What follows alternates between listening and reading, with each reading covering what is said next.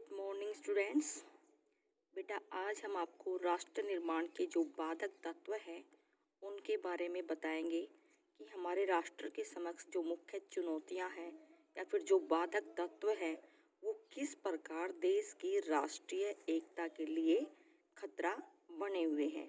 तो सबसे पहले जो राष्ट्र निर्माण में बाधक तत्व है वो है बेटा क्षेत्रवाद। क्षेत्रवाद किस प्रकार भारत की राष्ट्रीय एकता और लोकतंत्र के लिए एक चुनौती बना हुआ है। इसमें हम आपको बताएंगे कि क्षेत्रवाद की वजह से व्यक्ति के अंदर एक संकीर्ण भावना का जन्म होता है या फिर व्यक्ति का जन्म जिस स्थान पर होता है तथा जिस स्थान पर वह अधिक समय तक रह जाता है उस क्षेत्र के साथ व्यक्ति का विशेष भावात्मक प्यार हो जाता है। ऐसा प्यार या लगाव क्षेत्रवाद का आधार बनता है। जब भिन्न भिन्न क्षेत्रों में बसे लोगों के हितों में टकराव होता है तो वह स्थिति लोगों में क्षेत्रवाद की भावना को जन्म देती है। ऐसी भावना राष्ट्र निर्माण में बाधा पहुंचाती है। यानी कि जो सबसे पहला कारण है वो ये है कि क्षेत्रवाद की वजह से राष्ट्रीय एकता को नुकसान पहुंचता है। राष्ट्रीय एकता को धक्का लगता है। प्रत्येक व्यक्ति अपने क्षेत्र के प्रति जुड़ा हुआ है, दूसरे क्षेत्र को हीन समझता है। इसलिए यह भावना भी लोगों में संकीर्ण विचार पैदा करती है जो राष्ट्र निर्माण का सबसे बड़ा बाधक तत्व है। अब बात आती है बेटा कि राष्ट्र निर्माण में जो दूसरा बड़ा बाधक तत्व है वो क्या है? जातिवाद। जातिवाद भी राष्ट्र निर्माण के मार्ग में बाधा उत्पन्न करता है। जहाँ भी अलग अलग जातियों से संबंधित व्यक्ति रहते हैं उनमें भावात्मक एकता की कमी पाई जाती है। यानी कि भारत में बहुत सारे जातियों के लोग रहते हैं। कुछ अपने आप को श्रेष्ठ जाति का समझते हैं और दूसरों को नीची जाति का। जो लोग अपने आप को बड़ी जाति का समझते हैं या उच्च जाति का समझते हैं वो दूसरों के साथ खिलवाड़ करते हैं और जाति के आधार पर लोग अलग स्टेट की डिमांड करते हैं कि हम ये इस जाति के हैं, हम तो हमारा लिए अलग स्टेट होना चाहिए, अलग देश होना चाहिए। जातिवाद के आधार पर देश में दंगे, फसाद, लड़ाई झगड़े किए जाते हैं जो कि राष्ट्रीय एकता को नुकसान पहुंचाते हैं। जातिवाद भी बेटा राष्ट्र निर्माण का सबसे बड़ा और खतरनाक बाधक तत्व है। तीसरा जो तत्व है वो है आर्थिक असमानता। आर्थिक असमानता जिस समाज में धनी यानी कि अमीर और निर्धन वर्ग में बहुत अधिक इकोनॉमिक डिफरेंस होगा तथा उसके हित प्रभावित होंगे वहाँ राष्ट्र निर्माण में बाधा आएगी। आर्थिक दृष्टि से संपन्न लोगों का राजनीतिक सत्ता पर नियंत्रण रहता है। यानी जिन लोगों के पास पैसा होता है वो राजनीति में चुनाव लड़ते हैं, सत्ता पर उनका नियंत्रण होता है। गरीब व्यक्ति राजनीति से दूर होता है और वे उसका प्रयोग अपने हितों की पूर्ति के लिए करते हैं। कौन लोग? अमीर लोग राजनीतिक हितों का प्रयोग अपने हितों की पूर्ति के लिए करते हैं। जबकि बेटा निर्धन लोगों के पास राष्ट्र के कार्यों में रुचि लेने का समय ही नहीं होता क्योंकि वे अपने रोजी रोटी कमाने में लगे रहते हैं। ऐसी स्थिति में राष्ट्र निर्माण की भावना का विकास होना बहुत ही मुश्किल होता है। यानी कि बेटा जो तीसरा चुनौती है, जो तीसरा बाधक तत्व है वो आर्थिक असमानता है। कुछ लोग तो बहुत अमीर हैं और कुछ लोग बहुत ही गरीब हैं। जो अमीर लोग हैं वो शासन सत्ता पर अपना क्या जमाते हैं? नियंत्रण जमाते हैं और गरीब लोग राजनीति में भाग लेने की सोचते भी नहीं हैं। वो राजनीति से काफ़ी कोसों दूर है, वो सिर्फ अपनी रोजी रोटी कमाने में लगे रहते हैं। यानी कि जो आर्थिक असमानता है वो भी राष्ट्र एकता को क्या पहुंचाती है? नुकसान पहुंचाती है और ये देश के हित के लिए एक बहुत बड़ा क्या है? टकराव है। अगली जो चुनौती है बेटा वो क्या है? धार्मिक विभिन्नता। आपको पता है बेटा भारत में जिस तरह विभिन्न जाति के लोग रहते हैं, विभिन्न भाषा के लोग रहते हैं, इसी तरह भारत में विभिन्न धर्मों के लोग रहते हैं। जहाँ हिंदू धर्म के भी है, मुस्लिम धर्म के भी है, ईसाई धर्म के भी है, सिख धर्म के भी हैं। धार्मिक एकता जहाँ लोगों में एकता लाती है वही धार्मिक भिन्नता एकता विखंडित करती है। यानी कि धर्म के आधार पर इतने वर्ग बटे हुए हैं कि हमारी राष्ट्र की एकता को विखंडित तोड़ देती है, इसको नुकसान पहुंचाती है। धर्म को लेकर अक्सर लोगों के बीच तनाव व दंगे होते हैं। यानी कि धर्म को आधार मानकर लोगों में आपसी क्या होता है बेटा, लड़ाई झगड़ा होता है। और ये दंगे इतना भयंकर रूप धारण कर लेते हैं कि इससे देश की राष्ट्रीय एकता को क्या पहुंचता है, नुकसान पहुंचता है। इस सब से राष्ट्रीय एकता प्रभावित होती है, जिससे राष्ट्र निर्माण में बाधा उत्पन्न होती है। अगला जो बाधक तत्व है बेटा, वो क्या है, भाषाई विभिन्नता या भाषाई भिन्नता। जिस प्रकार भारत देश में विभिन्न जाति के लोग, विभिन्न धर्म के लोग रहते हैं, उसी प्रकार भारत में विभिन्न भाषा के लोग रहते हैं। हिंदी भाषा बोली जाती है, तमिल बोली जाती है, तेलुगु बोली जाती है, पंजाबी बोली जाती है, राजस्थानी बोली जाती है। यानी कि विभिन्न भाषा से संबंध रखने वाले लोग यहाँ पर निवास करते हैं। तो धार्मिक विभिन्नता की तरह भाषाई भिन्नता भी राष्ट्र निर्माण में बाधा उत्पन्न करती है। अलग अलग भाषाओं को बोलने वाले लोग अपने को एक दूसरे से अलग समझते हैं। कई बार तो भाषा के नाम पर भी कुछ क्षेत्र देश से अलग होने की बात भी करते हैं। इसके अलावा अलग अलग भाषाएं बोलने वाले लोग अलग अलग राज्य की मांग करते हैं। इस प्रकार भाषाई भिन्नता राष्ट्र निर्माण में मुख्य क्या है, बाधा है। यानी कि जो अगला तत्व है बेटा, वो है भाषा के आधार पर। भाषा के आधार पर भी एक चुनौती है जो राष्ट्र निर्माण के समक्ष खतरा बनी हुई है। अगला जो बाधक तत्व है बेटा, वो ये है विदेशी प्रभाव। विदेशी प्रभाव अलग अलग रूप से राष्ट्र को प्रभावित करते हैं। भारत में कई विदेशी धर्म प्रचारक, विशेष रूप से ईसाई धर्म के प्रचारक, भारतीयों को मामूली प्रलोभन देकर उन्हें राष्ट्र निर्माण के मार्ग से विचलित कर देते हैं।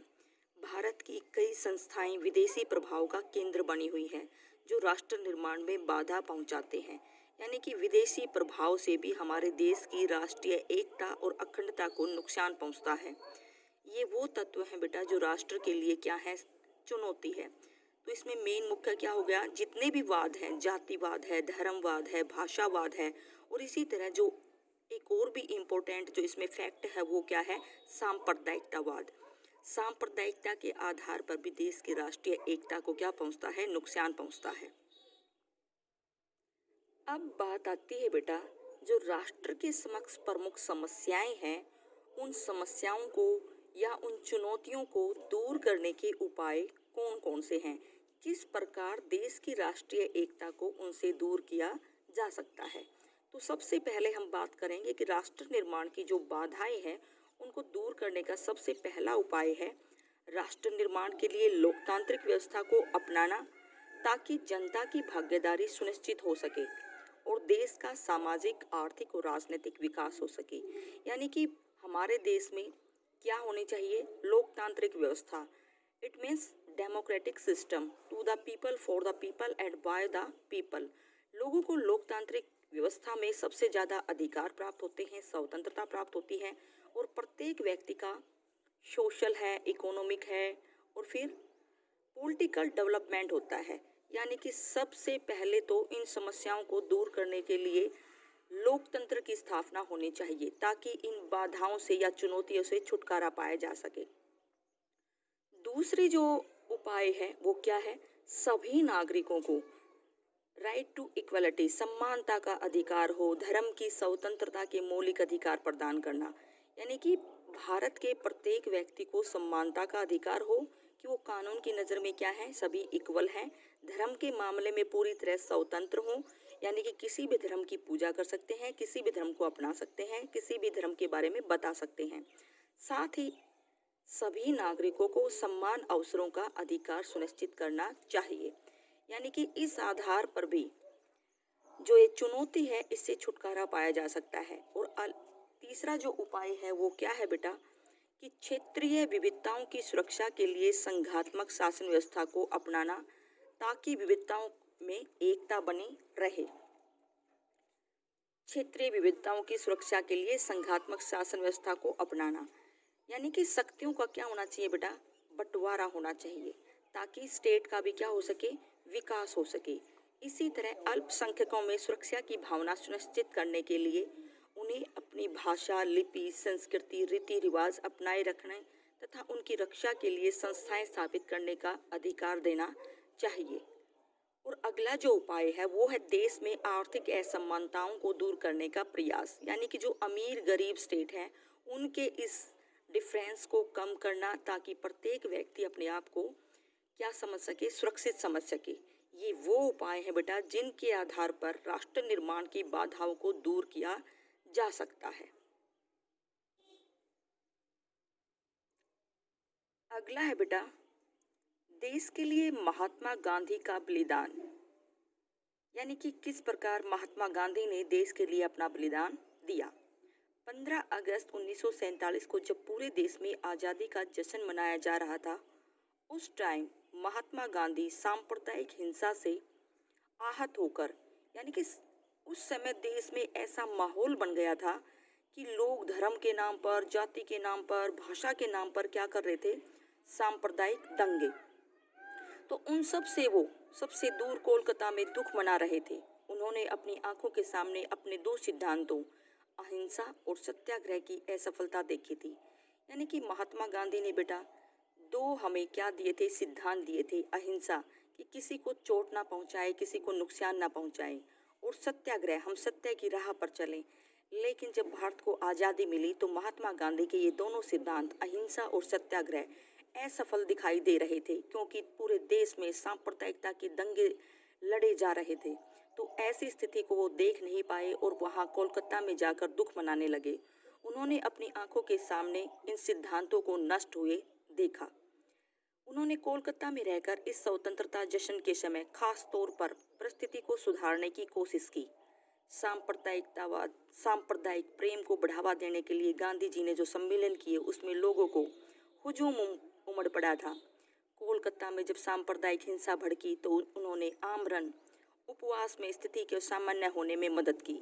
यानी कि उन्होंने इस सांप्रदायिकतावाद को खत्म करने के लिए आमरण उपवास रखा, जिसकी वजह से स्थिति क्या हो गई, सामान्य हो गई।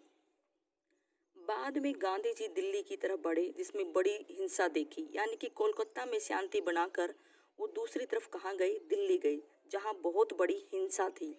उन्हें नागरिकों की समानता प्रदान करने की चिंता थी, ताकि मुस्लिम भी सम्मान के साथ जी सके। भारतीय सरकार के अपने पाकिस्तान को दिए गए वित्तीय वचनबद्धता के अनादर के फैसले से गांधी जी नाखुश थे। 1948 में दिल्ली में परिस्थितियों को सामान्य बनाए रखने के लिए गांधी जी ने आमरण उपवास किया। यानी कि जिस तरह उसने कलकत्ता में जो नियम अपनाया वही नियम उसने दिल्ली में परिस्थितियों को सुधारने के लिए 1948 में वही नियम अपनाया। कोलकाता की तरह दिल्ली में भी उपवास का जादुई प्रभाव पड़ा। सांप्रदायिक तनाव और हिंसा कम हुई और भारतीय सरकार पाकिस्तान को वित्तीय सहायता देने के लिए तैयार हो गई। यानी कि गांधी जी के विचार थे कि भाई देश के बंटवारे के समय पाकिस्तान के जो लोग हैं, जो देश का बंटवारा हो रहा है, तो उनको भी क्या प्राप्त किया जाए, उनको भी सहायता प्रदान की जाए। तो इस बात को मान लिया गया कि पाकिस्तान को भी वित्तीय सहायता देने के लिए भारत सरकार, जो भी भारत का महकमा था, वो तैयार हो गया। इसी तरह गांधी जी के कार्य सबको पसंद नहीं आए। यानी कि गांधी जी ने जो नीति अपनाई वो गांधी की नीतियाँ सभी व्यक्तियों को पसंद नहीं थी। दोनों ही संप्रदायों के धर्मपंथी और मौलिकपंथी देश की कांतिक स्थिति के लिए गांधी जी को दोष दिया। यानी कि कुछ लोग ऐसे थे जो गांधी जी को दोष दे रहे थे, गांधी जी की नीतियों को दोष दे रहे थे। गांधी जी को मुस्लिम और पाकिस्तान के फायदों का ध्यान में रखकर कार्य करने का दोषी बनाया गया। यानी कि गांधी जी पर यह दोष लगा दिया गया कि वो पाकिस्तान के फेवर में काम कर रहा है, पाकिस्तान का फेवर ले रहा है। गांधी जी का मानना था कि हिंदू बहक गए हैं। हिंदू मौलिकवाद से नाराज होकर 30 जनवरी 1948 को दिल्ली में एक प्रार्थना सम्मेलन के दौरान, कब हुई थी वो प्रार्थना सम्मेलन, 30 जनवरी 1948 को, कहाँ हुई थी, दिल्ली में। तो दिल्ली में एक प्रार्थना सम्मेलन के दौरान नाथूराम गोडसे के हाथों उनकी हत्या करवा दी गई। यानी कि गांधी को मारने वाले का नाम क्या था, नाथूराम गोडसे, और उनकी हत्या कब हुई, 1948 को। उनकी मौत के साथ ही शांति, सत्य, सहनशीलता और न्याय की लंबी लड़ाई खत्म हो गई।